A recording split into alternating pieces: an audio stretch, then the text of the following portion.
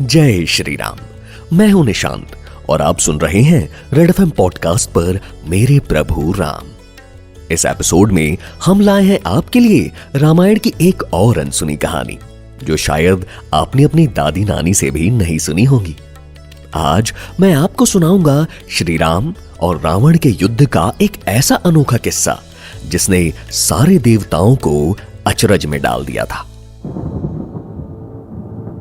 ये किस्सा उस समय का है जब भगवान राम और रावण के बीच विध्वंसक और प्रकृति को हिला देने वाला युद्ध चल रहा था।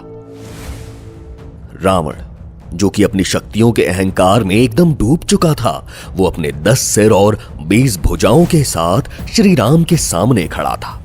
प्रभु राम उसके सिर और भुजाओं को अपने बाणों से एक एक करके काट रहे थे, पर वो वापस से प्रकट हो जा रहे थे। सारे देवतागण इस महायुद्ध को बड़ी ही व्याकुलता के साथ देख रहे थे। उनके माथे पर चिंता की लकीरें उभर आई थी।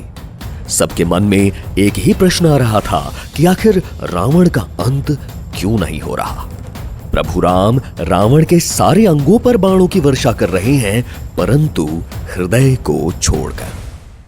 आखिर ऐसा क्यों? इस दुविधा के साथ सभी देवतागण भगवान ब्रह्मा के पास पहुंचे। उन्होंने उनसे इसका उत्तर जानना चाहा। ब्रह्मा जी ने देवताओं को बताया कि रावण, जो एक महाब्रह्म ज्ञानी और अनेक कलाओं का ज्ञान रखने वाला है, उसने माता सीता को अपने हृदय में बसा रखा है और माता सीता के हृदय में बसे हैं श्री राम, और श्री राम के हृदय में बसता है पूरा संसार। तो ऐसे में अगर श्री राम रावण के हृदय पर वार करते हैं तो पूरी सृष्टि ही नष्ट हो जाएगी।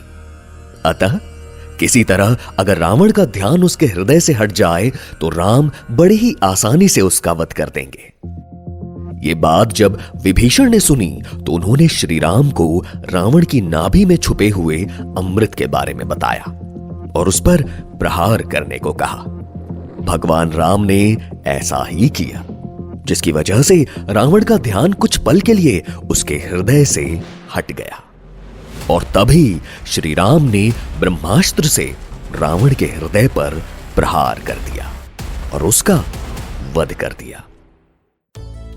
प्रभु राम ने पहले रावण के हृदय पर वाण न चलाकर हमें यह सिखाया कि धैर्य और विवेक से लिया गया निर्णय सबसे प्रभावी होता है और साथ ही साथ सही समय पर सही मार्गदर्शन से जीवन की बड़ी से बड़ी कठिनाइयों का हल बड़े ही आसानी से किया जा सकता है। तो कैसी लगी आपको ये कहानी? हमें अपने विचार इंस्टाग्राम पर हमारे ऑफिशियल हैंडल @redfmpodcasts पर बताएं। तब तक प्रेम से बोलिए जय श्री राम।